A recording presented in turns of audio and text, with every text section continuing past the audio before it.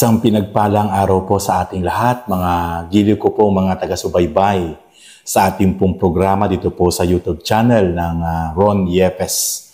Sa ating pong mga kababayan dito po sa ating bansa, sa buong Pilipinas, even po sa iba't ibang panig po ng ating bansa ay mabuhay po tayong lahat, pagpalain po tayong lahat at isang malaking kagalakan po mula po sa inyong lingkod na patuloy po na ako po ay nagagalak sapagkat nakikita ko po ang inyong mga comments sa ating pong mga videos at ako po ay nasisiyahan sa mga positive comment na patuloy ko pong nababasa. At ngayon po, ito po muli ang inyong pong lingkod, si Pastor Ron Yepes ay patuloy po tayo mag-aral ng kanyang salita. At bago po tayo magsimula, tayo muna po ay manalangin. Lord, maraming salamat sa pagkakataong ito at patuloy po Lord na dinudulog ko po sa inyo, Panginoon God, Lord, sa oras na ito, Panginoon, na kami po inyong pangunahan. Gamitin niyo po muli ang inyong lingkod upang patuloy po, Lord, na makapaghayag ng inyong salita. Patuloy po, Lord, na makapag-empower, Panginoon.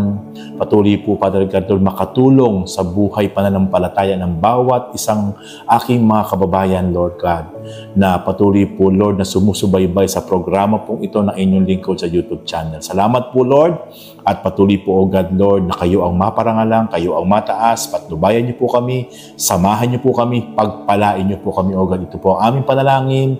In Jesus' name we pray. Amen and amen. Praise God. Purihin ang Panginoon at sa oras na ito ay tayo po ay magsimula na po sa ating pong pag-aaral ng kanyang buhay at makapangyarihang salita. Okay. Sa oras pong ito ay nais ko pong ituro sa inyo ang topic about how can our obedience to God be on fire?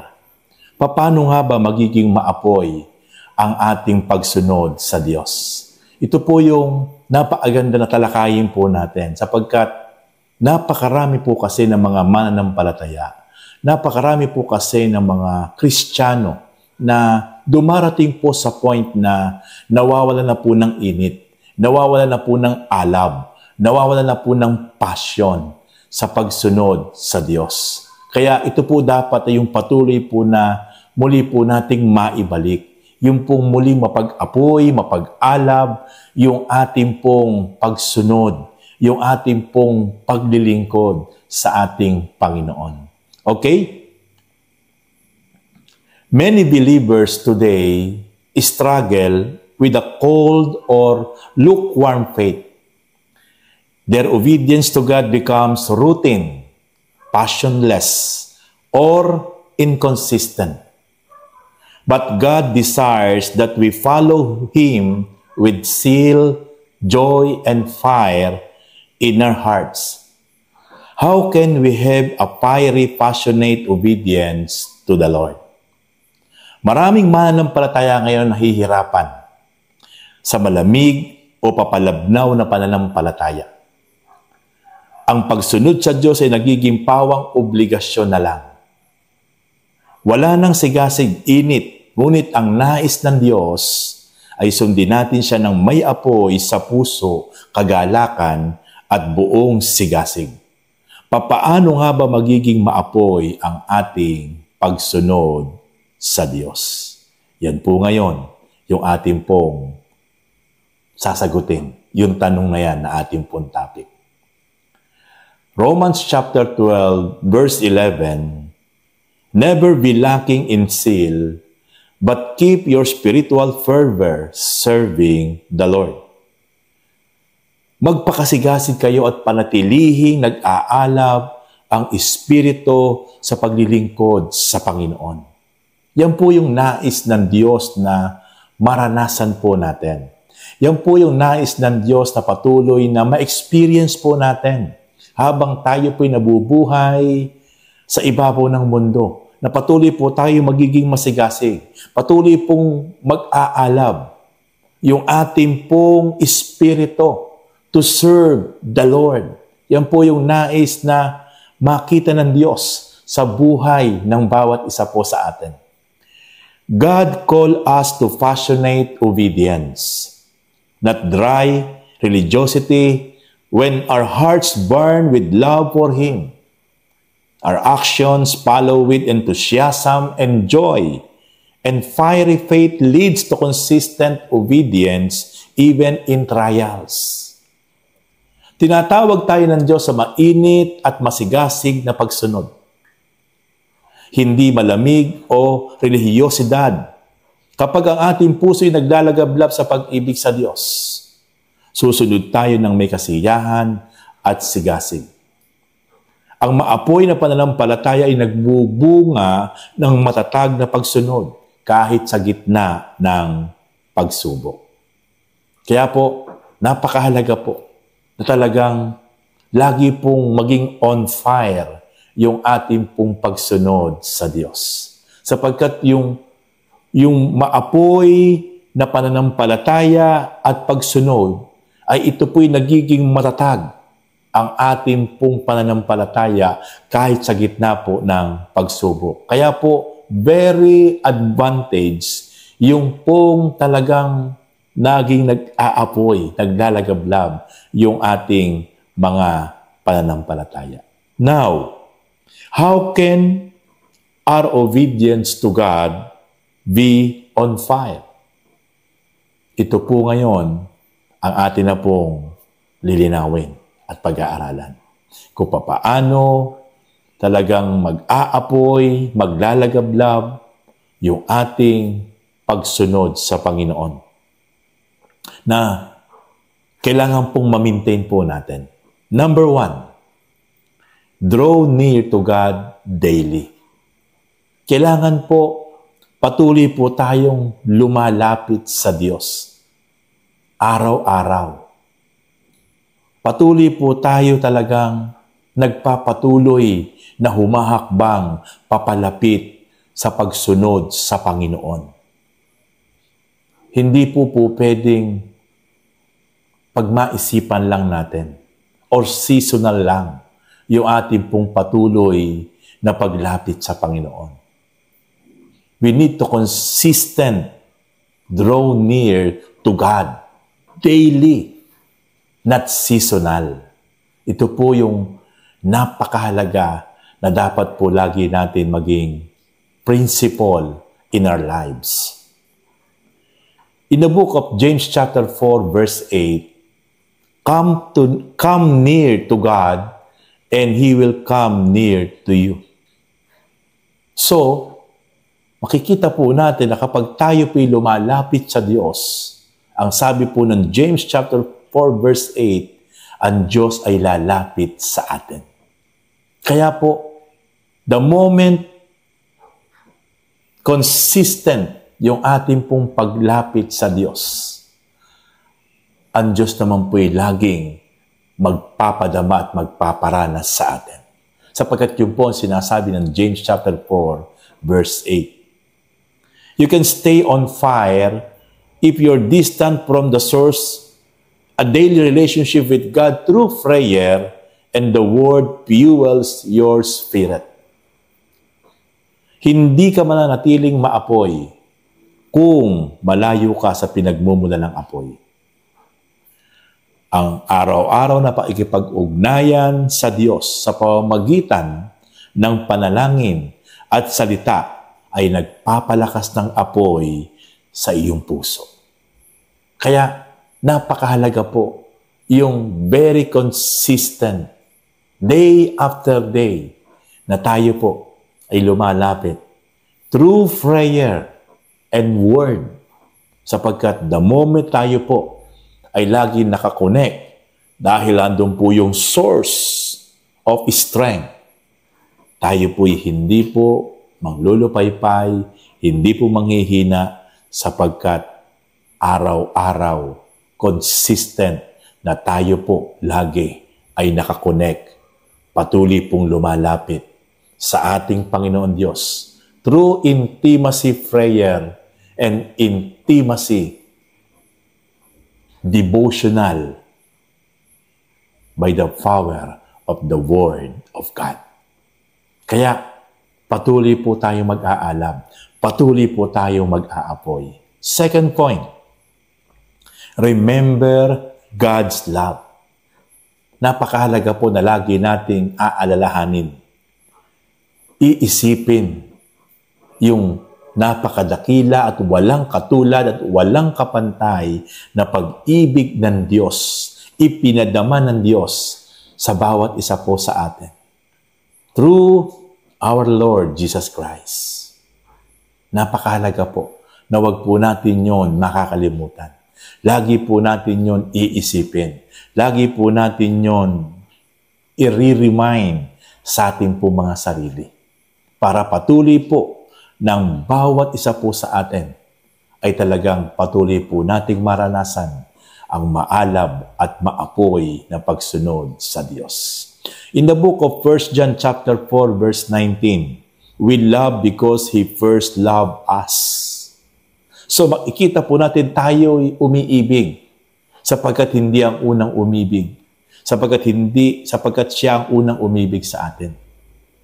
Tayo umiibig sapagkat Siya ang unang umibig sa atin. Hindi po tayo ang unang umibig sa Diyos. Kaya po, napakahalaga po na lagi nating patuloy na i-remind yung walang katulad, walang kapares, walang kapantay na pag-ibig ng Panginoon na ipinadama sa bawat isa po sa atin. When you remember how deeply God loves you, your heart naturally burns to obey and please Him. Kapag inaalala mo kung gaano kalalim ang pag-ibig ng Diyos sa iyo, kusa kang nasasabik na sumunod at maglingkod sa Kanya. Kaya napakahalaga po na always remembering the amazing love for us. Sapagkat kapag lagi natin itong iniisip, nire-remind, nire-recall with our hearts, with our minds, patuloy po na ito nagiging dahilan na lagi po tayo nauuhaw na sasabik na maglingkod ng tapat at nag-aapoy sa Diyos. Third point, avoid fire killers. Iwasan po natin yung mga nakapapatay ng alab na tayo po'y makapaglingkod sa Diyos. Ito po ay i-let go natin, i-avoid natin sa ating mga buhay yung mga nakapapatay ng alab ng paglilingkod at pagsunod natin ng tapat sa Diyos. Sapagkat ito po ang magiging dahilan na makapagpapahupa, makapagpapalamig sa atin kapag hindi po natin to iniwasan, inavoid sa ating po mga buhay. Galatians chapter 5 verse 16, walk by the Spirit, and you will not gratify the desires of the flesh. Mamuhay kayo ayon sa Espiritu upang hindi ninyo bigyang kasiyahan ang pita ng laman. We need to avoid all our flesh desire in our lives. Kailangan talaga ito ay i-avoid natin, iwasan natin, or talikuran na natin yung mga tinatawag na flesh desires natin na contradict doon sa ating pong spiritual fire na lagi pong nararanasan para sa Lord. Kaya mag-focus po tayo. We need to focus, to serve, to obey with on fire the will of the Lord. Kailangan po talaga natin patuloy na magpatuloy, ating pong i-let go, ating pong i-avoid ang lahat ng tinatawag na flesh desires natin, sapagkat ito ay hindi makabubuti sa ating patuloy na maapoy, naglalagablab na pagsunod natin sa Panginoon. Sin, distraction, and spiritual laziness quench our spiritual fire. Be alert and remove anything that calls your obedience. Ang kasalanan, mga sagabal at katamaran sa espiritu ay pumapatay ng apoy sa ating pagsunod. maging mapagmatiyag at alisin ang anumang maglagpapalamig sa iyong pananampalataya. Kaya yung mga kasalanan, katamarang espiritual, ito yung pumapatay sa atin espiritual na pagsunod sa Diyos. Kaya maging maingat po tayo sa bawat hakbang, bawat oras, bawat saglit sa ating buhay. Sapagkat maging aware tayo, sapagkat kapag nararamdaman natin na hinahatak tayo sa kasalanan, kapag nararamdaman natin hinahatak tayo sa katamarang espiritual, ito ang ginagamit ng kaaway para panlamigin ang ating nag-aapoy na pananampalataya at pagsunod ng tapat sa Diyos. Last point, para patuloy na tayo maging maapoy sa pagsunod sa Panginoon. Surround yourself with fire-filled believers. Kailangan po natin talagang makisama sa apoy ng iba. Huwag po tayong hihiwalay. Maging very active tayo sa mga fellowship, sa mga small groups na po pwedeng yung doon sa grupo na yon na pag dumadaan tayo sa pamamagitan ng mga nag-aapoy, nag-aalab ng mga kapwa mananampalataya, ay tayo po ay naiimpluwensyahan, napapaapoy nila tayo, naiimpluwensyahan tayo ng init-apoy nila. Kaya hindi huhupa, hindi manlalamig, hindi titigil yung apoy ng ating pagsunod sa Panginoon sapagkat hindi natin isineset aside yung ating sarili. Hindi natin inihiwala yung ating sarili sa mga gawain, sa mga kapatid na maaari maging patuloy na makapagbigay sa atin ng apoy. Kaya napakahalaga po nun, surround yourself with fire-filled believers. Hebrews chapter 10, verse 24 to 25, let us encourage one another, not giving up meeting together. Pukawin natin ang ating damdamin ng bawat isa sa pag-ibig at mabubuting gawa. Huwag natin kaliligtaan ang pagdalo sa mga pagtitipon. So makikita natin mga kapatid na talagang patuloy tayo maging kabahagi. Patuloy tayo maging kabalikat. Na patuloy tayo talaga ay maging dahilan para ang bawat isa talaga ay ma-encourage natin na talagang gumawa ng tama, gumawa ng mabuti. At ang bottom line nun, it is about love. Kaya natin ginagawa ang isang bagay ay dahil sa pagmamahal natin sa Diyos at sa ating kapwa. Fire spreads when you stay close to people who are passionate about God. Their fire steers yours. Ang apoy ay nakakahawa. Kapag ikaw ay laging nakikisalamuha sa mga taong masigasig sa Diyos, maaapektuhan ka rin ng kanilang apoy. Kaya po, nagtatransferring spirit po yon. Kapag lagi natin kasama ang mga kapatid na nag-aapoy, naglalagablab, nag-iinit ng tapat at pagsunod sa Diyos, nai-impluwensyahan tayo. But the moment na tayo humihiwalay, the moment na tayo talaga ay nagsumiseparate sa mga kapatid na ito, mawawala yung init, yung apoy, mag-aandap yan. Kaya, kung paanong mananatili yung ating apoy sa pagsunod sa Panginoon, kailangan talaga natin ating laging isama yung ating sarili sa mga grupo or small group. Dapat kabilang tayo doon para maging consistent yung fire ng ating pagsunod sa Panginoon. Conclusion.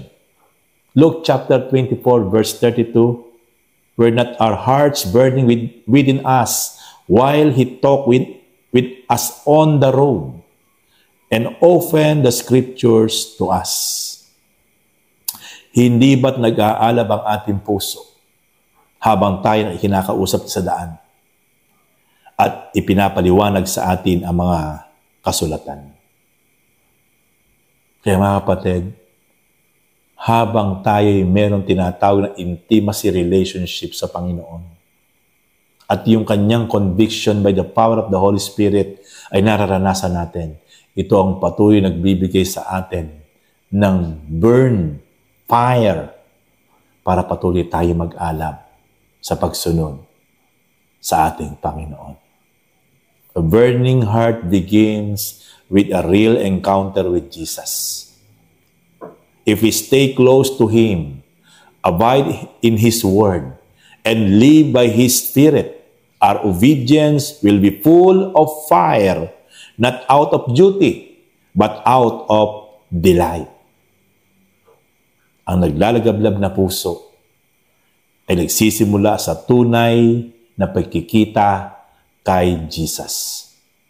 Kapag tayo nanatili sa Kanya, nabubuhay sa Kanyang salita, at namumuhay sa Kanyang Espiritu, magiging maapoy ang ating pagsunod, hindi dahil sa obligasyon, kundi dahil sa pagmamahal. Praise God. Hallelujah. Kaya po, ito po ang susi doon sa ating topic, how can our obedience to God be on fire? Paano nga ba talagang yung ating pagsunod ay patuloy na mag-aapoy para sa Diyos? Ulitin po natin, napakahalaga po. Number 1, draw near to God daily. Kailangan natin lagi na magkaroon ng special time through intimacy prayer and intimacy meditation by His Word, para patuloy yung apoy, yung ningas ng ating pagsunod pananampalataya ay hindi puhuhupa. And then second, remember God's love. Lagi natin alalahanin yung pag-ibig ng Panginoon sa atin. Yung ginawa niyang sacrifices para sa atin. Yung mga tiniis niya para sa atin. Kaya hindi tayo magko-complain. Hindi tayo magre-reklamo. Kapag lagi natin naiisip at naaalala yung pag-ibig, mga sacrifices, yung mga tiniis ng ating Panginoon. Kaya magpapatuloy tayo nag-aalab at naglilikod ng tapat sa Panginoon. And then, avoid fire killer. Kailangan natin iwasan, tanggalin yung mga pumapatay ng apoy natin para sa Lord. Especially lahat ng kasalanan. Especially lahat ng mga bagay na kinahuhumalingan ng ating laman. Atin itong i-avoid sa ating buhay. And let us continue to focus according the will of God in our lives. Upang hindi manghina, hindi mahupa yung apoy na meron tayo na binigay sa atin ng Panginoon. And then last, surround yourself with fire-filled believers. Kailangan yung ating mga sariling ito ay hindi natin iiwas, ilalayo sa mga tunay na mananampalataya na po pwedeng patuloy na maimpluwensyahan tayo ng apoy na meron sila. Para patuloy tayo na mabigyan, madaluyan ng apoy na meron sila.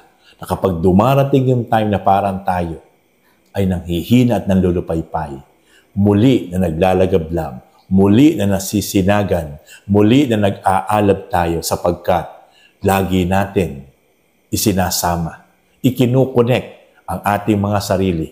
Una sa Panginoon, pangalawa sa ating mga kapatid sa pananampalataya. Sa church, even sa small group. Kaya napakahalaga na meron tayong church na kinakaaniban. Meron mga small group tayo na kinakaaniban. Na ito yung magiging daluyan ng apoy sa ating mga buhay para hindi tayo manlupaypay at manlamig sa ating pagsunod sa Panginoon.